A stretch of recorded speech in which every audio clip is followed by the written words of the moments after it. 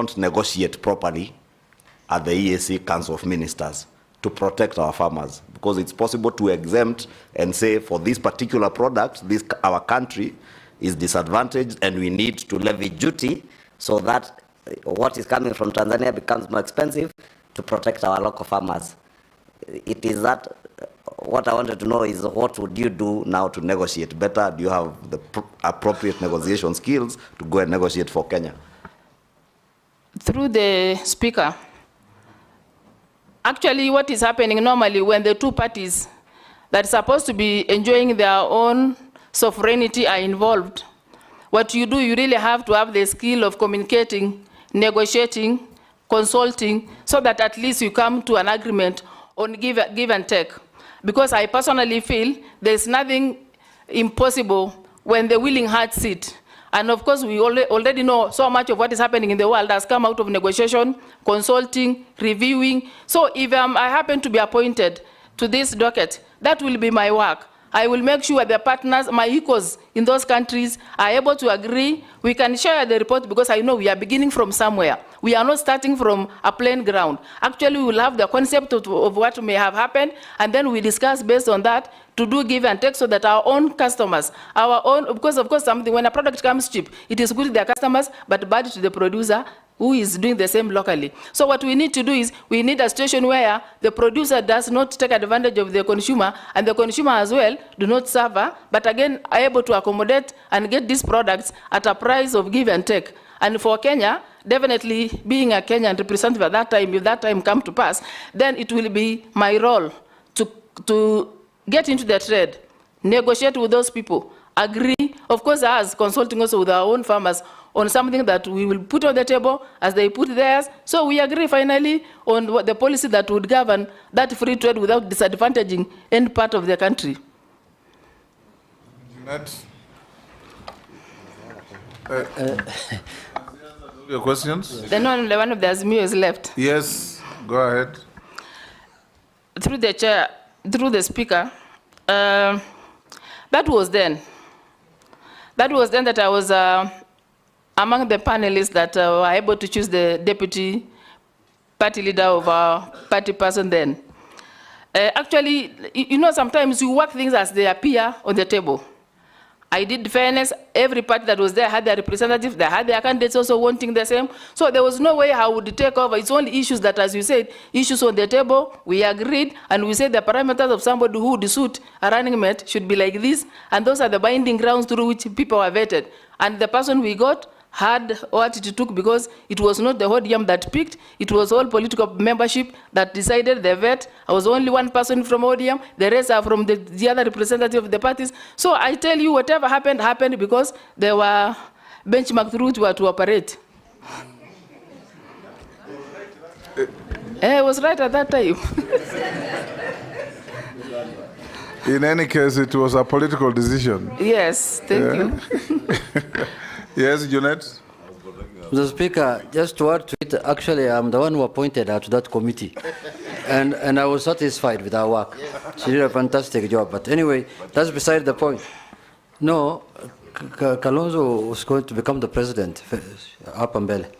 Anyway, Mr. Speaker, that is not the issue. I want to ask her, as somebody who has lived in Asol area, and you know very well that people in that area, as the Deputy Speaker has asked, have suffered for many years. And most of the time, they complain that they don't get any help from government. But today, you have been nominated from an Asol area to deal with those issues that affect those people who come from Asol area and from regions that feel marginalized in this country, despite devolution being in place and counties being in place that money is devolved. What different are you going to do if you are approved by this committee to help those people who live in the Asol areas? And secondly, you are going to become, if you are approved, the Minister for the East African Community. And you can see the community is growing. It used to be 6 in number. I think now they are 8 or something. DRC has joined. Somalia has joined. How are you going to harness the potential in that community, which now has close to 500 million people in terms of numbers? how will that be, helpful to you if you are approved as a minister by this committee? Thank you very much. Through the speaker. Go ahead. Being an ASAL person, one who grew in a ASAL, I tend to believe I have what it takes through my own personal experience and through what I was seeing people do in that area. Pastoralists are good people. Pastoralists, if you recognize, if they are made to understand things and then you are there to explain. Pastoralists are good people. They can adopt new initiatives when sensitized. If created an awareness, they can implement things that would be implemented elsewhere. So what I mean by me being there, I'll make sure they're involved in all these things that would improve their lives. Actually, I will be speaking from a point of information on what has been going on. As a pastoralist, I will be better placed to use my experience and my upbringing to make sure these communities actually get what they deserve without being traumatized the way they used to be. The information that is in circulation has never favored them. It is full of stereotyping. It is just too negative, poor publicity and very negative publicity. When I'll be on board, I will make sure the right information is given, the right analysis is given, so that their lives is going to be improved. At least be sure their own will be on board. And the information and anything that they would want to have will be truly from my personal life, personal experience. So be assured that one will be well done.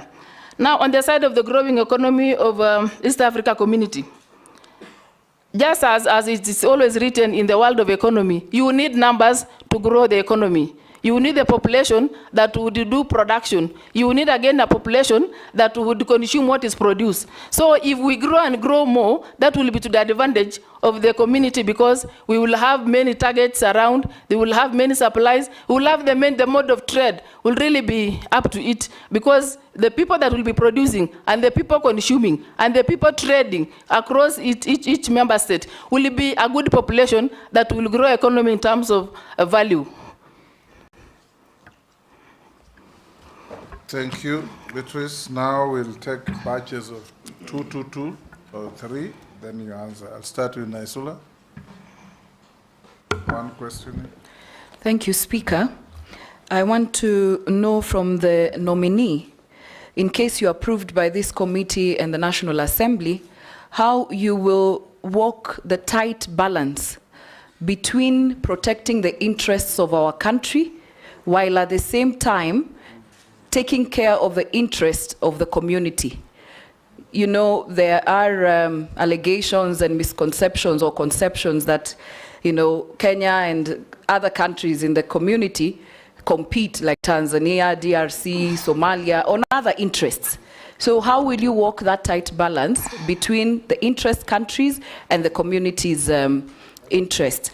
The last question is on issue of relief food. Is it sustainable that in 2024 we are still talking about food, relief food and tendering processes in the areas, the ASAL areas? Thank you, Honorable Speaker, and the nominee, Honorable Askul. I want to know, Mr. Speaker and Chairman, how will the nominee balance, or how will the nominee gain confidence now that she has been appointed in the office of East Africa, and particularly on the ASAL, coming from one of the communities which fight other communities in the North Rift and in the entire ASAL? I want to know how she will gain confidence, because now many people are watching, and of course she knows the Bokosa, the Turkanas, are perennial and God-given enemies, and also the Samburus and the Turkanas. God does not give enemies. That is what we believe, Honorable That's Speaker. not a statement. Maybe you will change our thinking, but that is our thinking. So, Honorable Speaker, the nominee is being watched by the ASAL communities a lot. How will she address that issue of the conflict in the ASAL for them to gain confidence from her? Number two, the regional development agencies.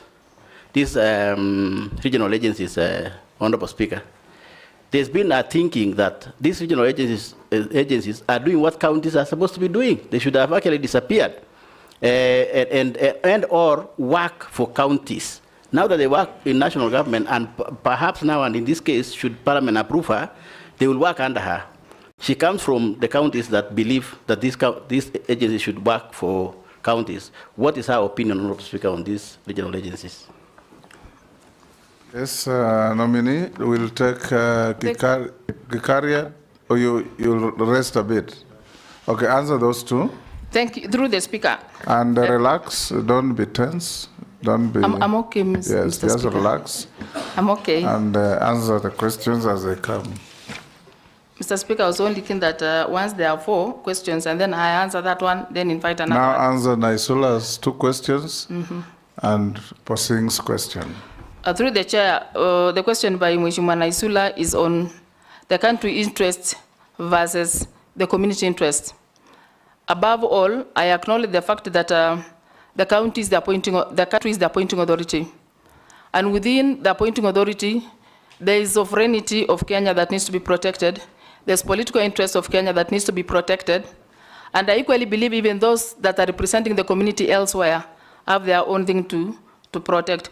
But now, in terms of the big agenda, Kenya being mentioned as the state that is dividing, that is pushing hard, not dividing, pushing hard for the full realization of East Africa community affairs, I believe it will not be like me alone.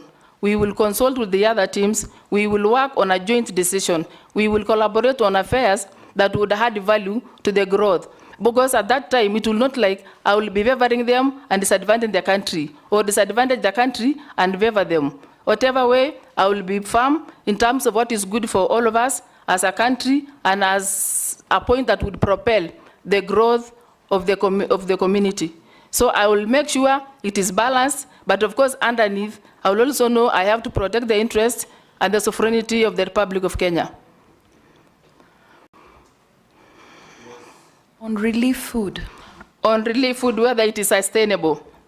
Actually, for those who supply relief food to us, feel when they cushion us from the tough droughts, they're doing us a good service. But if we evaluate the period through which we have been having relief foods, there's nothing really much sustainable about it. I would explore a situation where we get alternatives, like putting a market to a choice where when you give like a safety net provision to the beneficiaries, they are able to go and buy things of their choice. Because I believe at that specific time, I also believe relief food is not well, it's not, if you look at the money they used to procure relief food is so much that would be turned into an activity in a good season.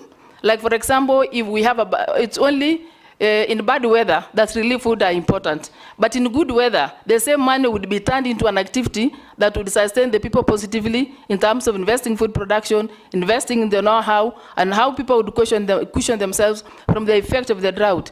But again, this habit of staying till they are bad enough to relieve, that is what is making our tribe, our communities in Asal not to really have good image, because the pictures, everything at that moment of relief is terrible. But I wish we would turn that positively and say, instead of waiting for the bad moment to act, can we then use what would have been used to improve their lives when they are still healthy and good enough to run their affairs? So for me, it's not sustainable. It needs a better look of it. Go to the next question. Mheshimiwa posing question. Yes. Mr. Speaker, honorable member should understand, I once served in the board of Rift Valley Water Services Board, which Pokot County fall under. So, and if it gets back to the records of what we used to supply to give that community in terms of water services, I had it as a Turkana then. I have never changed. The heart that I used to implement is the same heart that will still implement this. After all, I am only a Turkana by community, but by heart and everything else, I'm a Kenyan. I don't think if there's any Kenya, would it be another Kenya, just because you cattle wrestle each other or do things.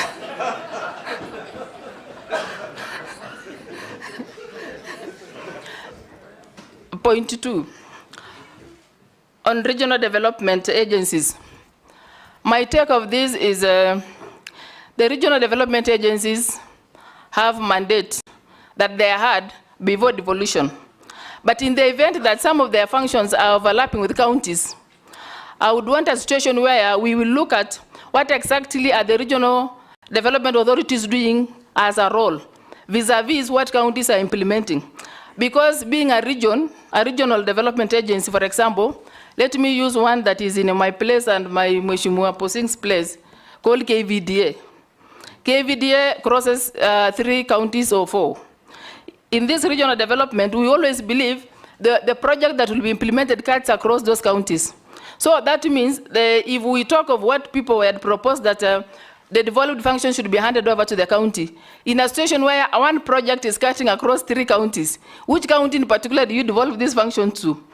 So it will be difficult to have one project divided into 3 counties because the project they may have had before is cutting across several counties. So for me, even if a function is devolved, what we better do is let's make sure the bigger projects are done within the regions and the smaller projects be done in the county. In the event that the project implemented is cutting across 3 counties, the best for the region is, because I don't believe they will be doing smaller projects, region projects should be big enough to guarantee the region name called by them.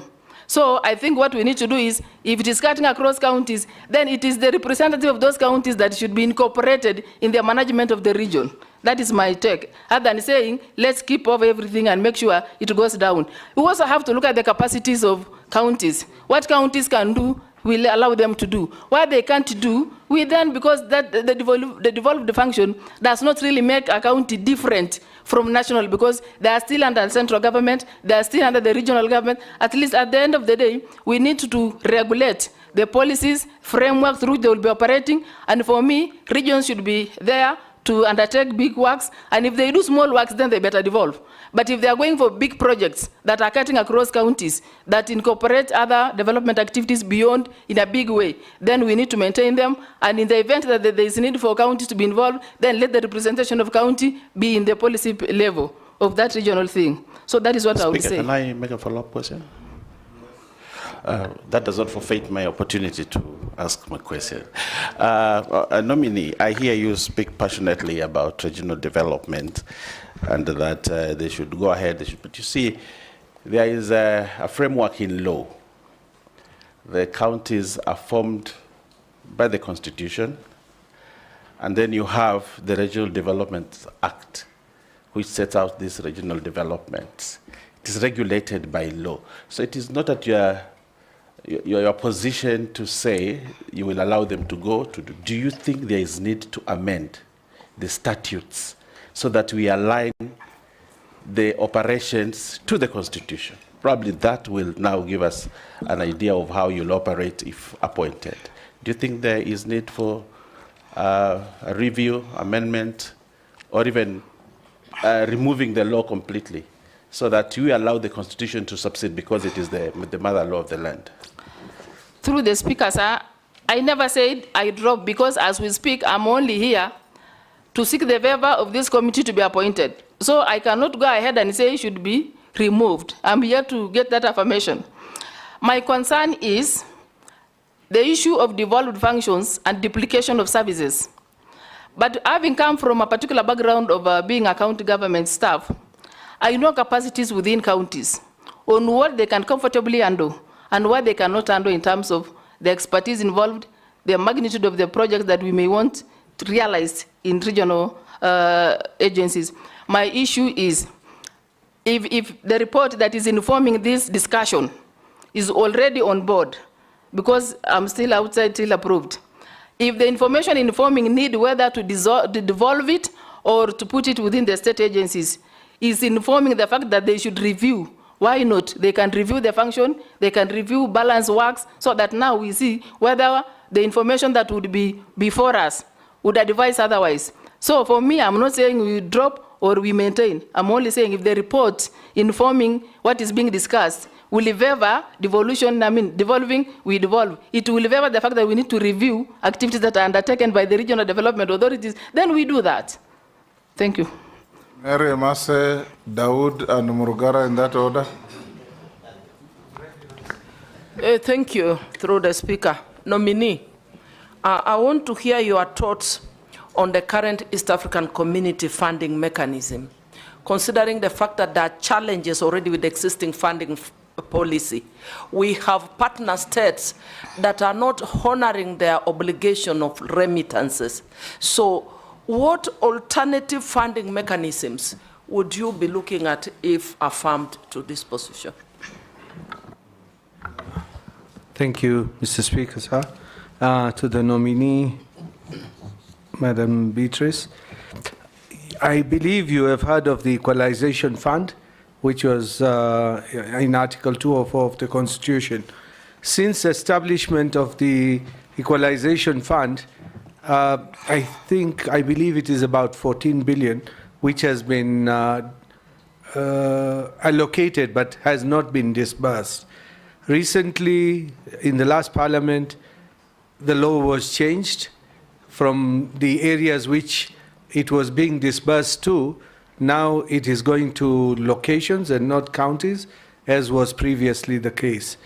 My question to you would be, do you think it was the right decision that it goes to locations, or would you suggest that it goes back to the way it was?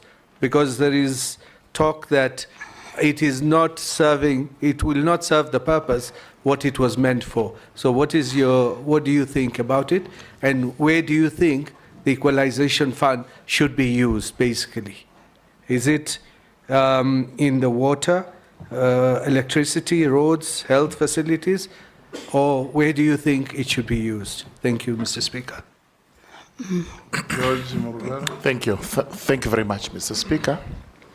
And nominee, we see more ways to be caught unawares as a government by whether the disasters that we experience in the country, like droughts, or even when with blessings from God, including heavy rains and floods.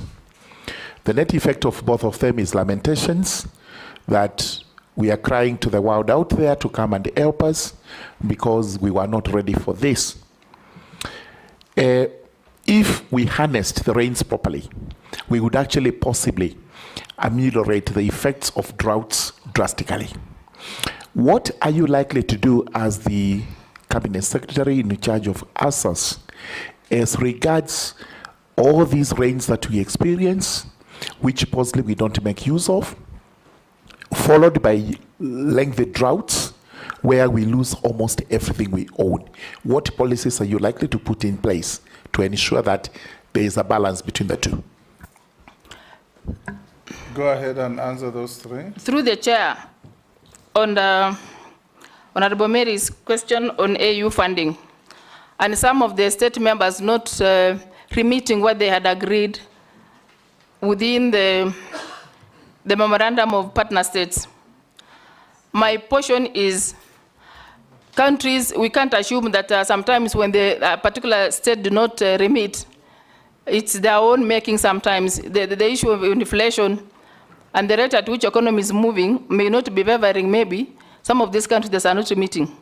Or even the countries that are remitting does not really tell that the economy around them is doing fine in terms of complying with what they had agreed. My portion of it is it then possible within the framework of what to be implemented to make sure we look at the alternative ways of fundraising, so that we as a member state of East Africa community explore to benchmark from institutions that have done similar services, like African Union, so that we get to know which approaches are they using to sustain themselves, so that we can benchmark. And then what happens is we also need to talk to the member states to make sure once they agree and comply with what has been agreed, they better follow it and implement to the most effect of it.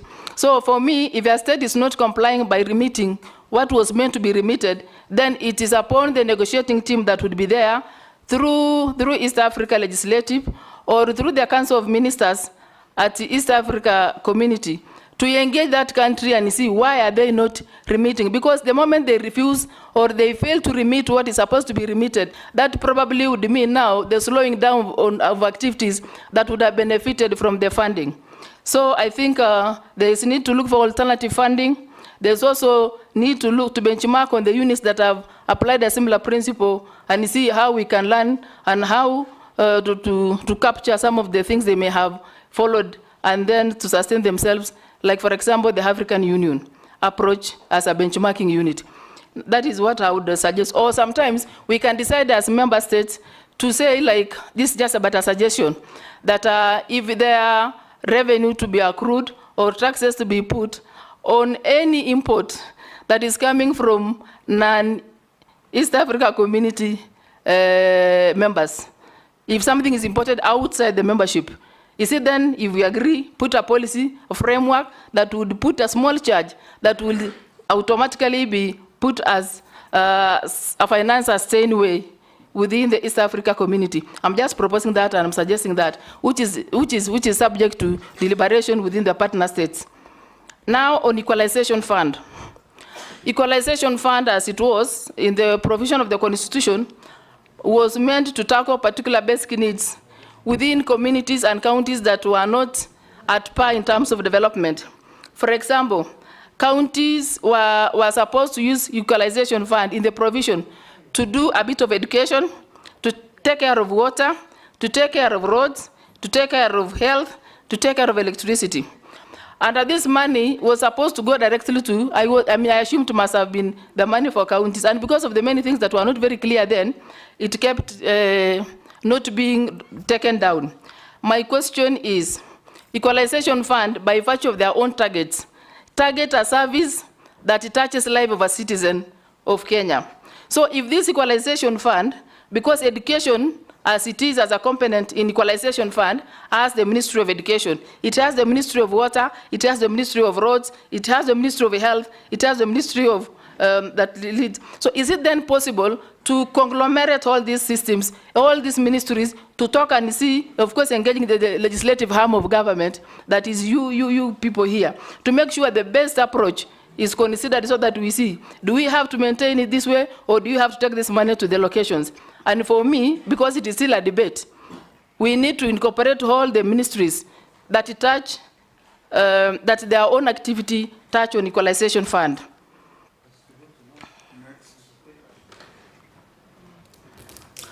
Issues on disaster or drought, and then in the country that seems to be taking people unaware.